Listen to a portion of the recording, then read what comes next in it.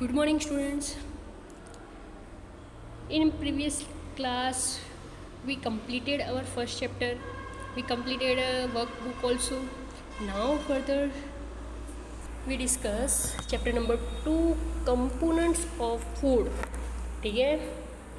Now, हमने पहले chapter में पढ़ लिया है which type of components are present in this food. ठीक है.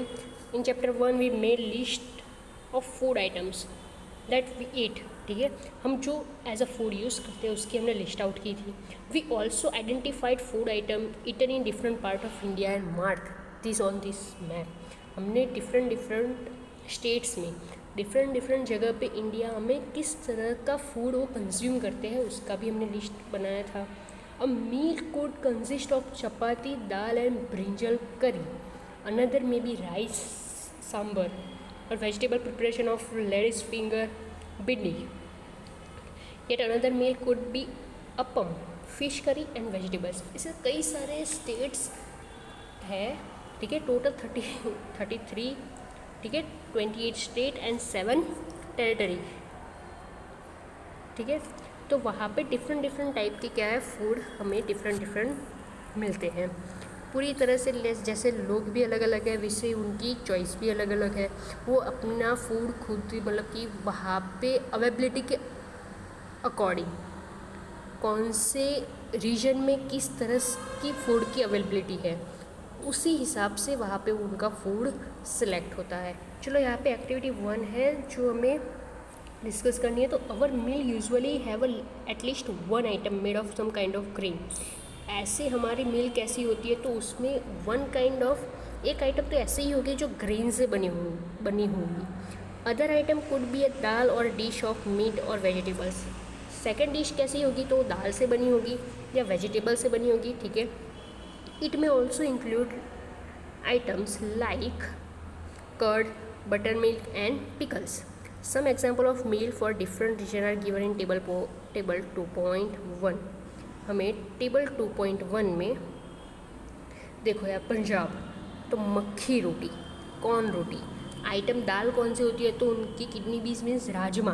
वेजिटेबल कौन सा होता है तो सरसों साग. ठीक है, सरसों का साग होता है. मस्टर्ड लीफ की करी होती है. अदर कर्ड होता है घी.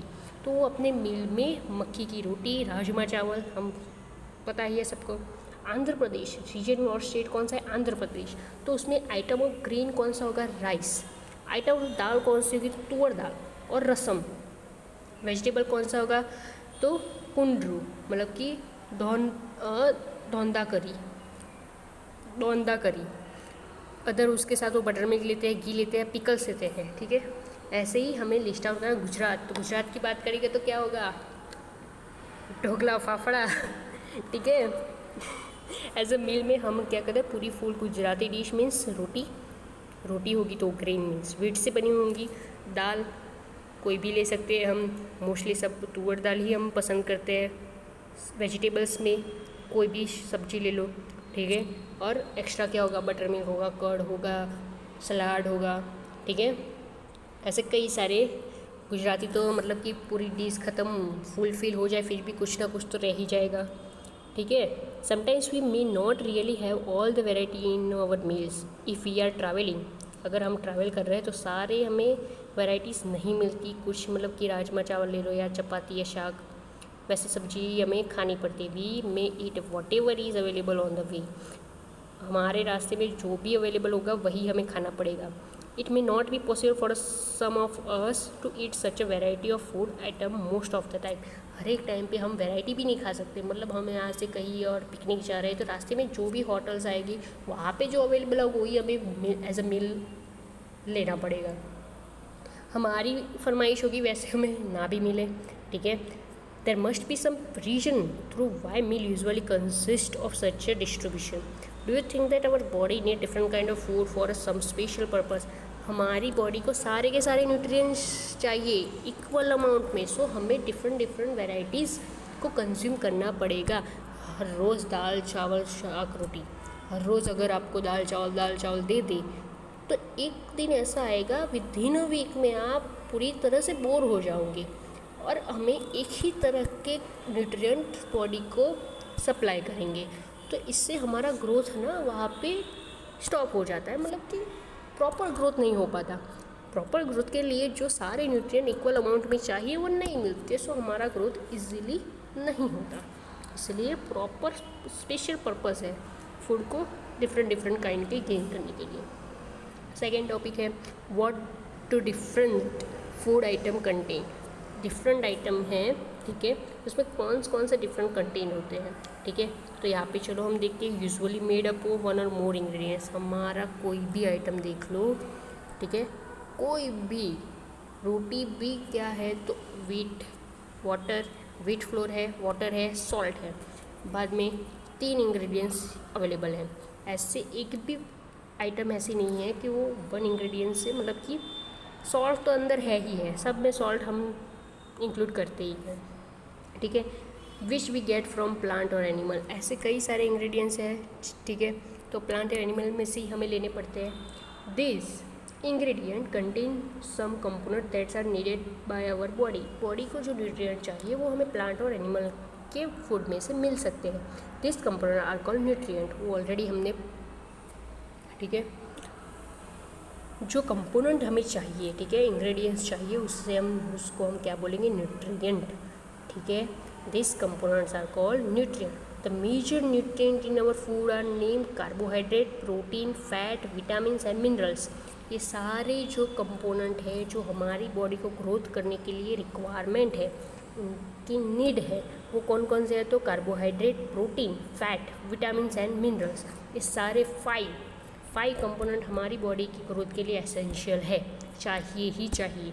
इन addition food contain dietary fibre and water which are also needed by our body को वाटर भी इतनी ही क्वान्टिटी में चाहिए जितना फाइबर चाहिए, ठीक है। इस सारे फर्दर हम न्यूट्रिएंट है, व्हाट इज़ न्यूट्रिएंट हम नेक्स्ट क्लास मीन्स क्लास 7 के चैप्टर्स में पढ़ेंगे। क्लास 7 के साइंस की बुक में इससे डीपली हमें डिस्कस किया हुआ है, अभी हमें सिर्फ ये वर्ड्स को ही समझना है। Do all food contain all this nutrient with some simple method we can test whether cook food or raw ingredients contain 1 or more of this nutrient.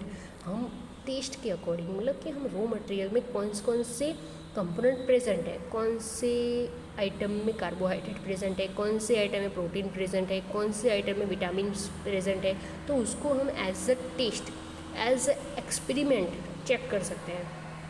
The taste for a presence of carbohydrate, protein and fat are simpler to do as compared to the taste of another nutrient. Carbohydrate, protein and fats, इन तीनों की test हम simply घर पे कर सकते हैं, easy है, इसलिए वो हम घर पे भी कर सकते हैं। बट कई सारे, मतलब कि मान लो कि विटामिन की जो टेस्टीज है वो हम घर पे नहीं कर सकते, वो थोड़ी ऑकवर्ड है, ठीक है।